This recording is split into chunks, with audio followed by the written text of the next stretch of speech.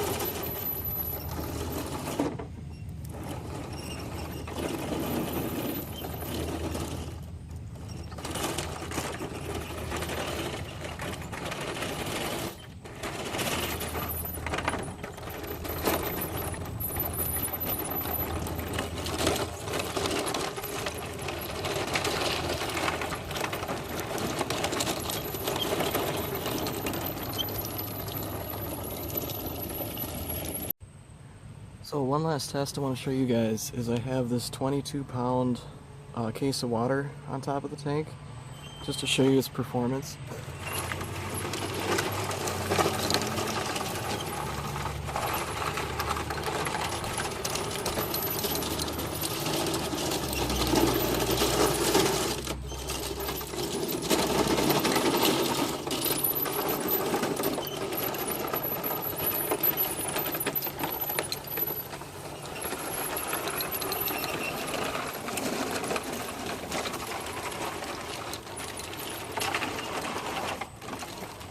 So it can handle dirt and pavement really easily, but when you get into grass with a lot more weight on top of it, like check this out here.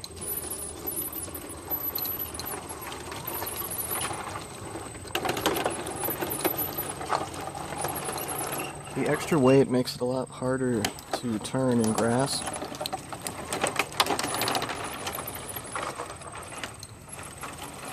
It still can turn, but it definitely has a hard time doing it.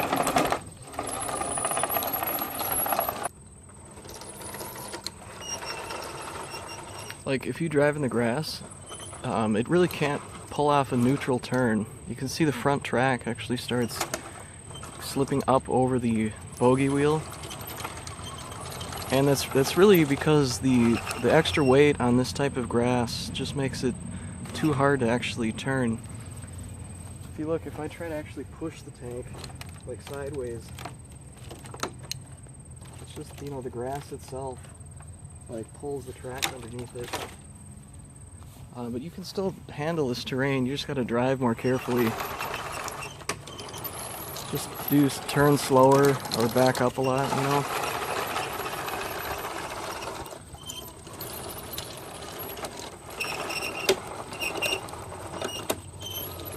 And give the track a chance to get back under the wheels, basically.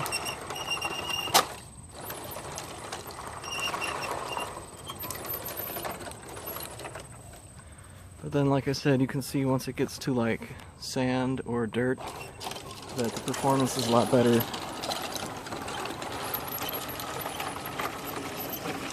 Like you can do neutral turns in sand with almost no issues at all.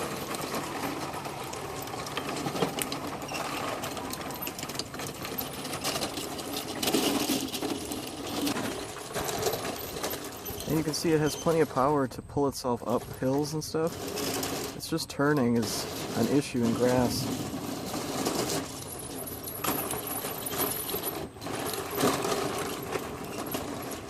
Because turning in a tank takes so much stress on, because you're just trying to slide the track through stuff, you know. But yeah, other than that, it's really as powerful as it needs to be, I think.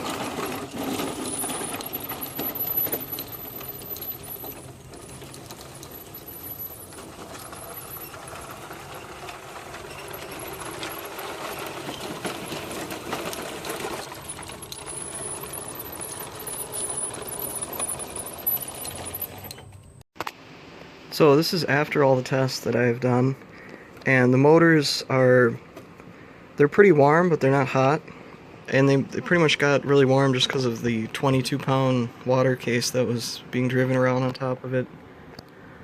For most people's tanks, I can't imagine them using that much weight.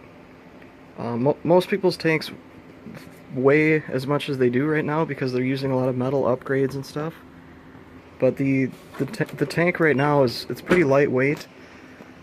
The only extra weight that I'll be adding is like the upper hull and the turret, which probably won't even be like 10 pounds. So all this stuff is now listed for sale on my website. The Delrin injected track set that I made, the transmission upgrade, the suspension upgrade, idler upgrade, which is super easy to adjust from the inside, and the hull support upgrade, which also has a battery tray with tie-down locations. So yeah, check out my website, tons of links in the video down below, and thanks for watching.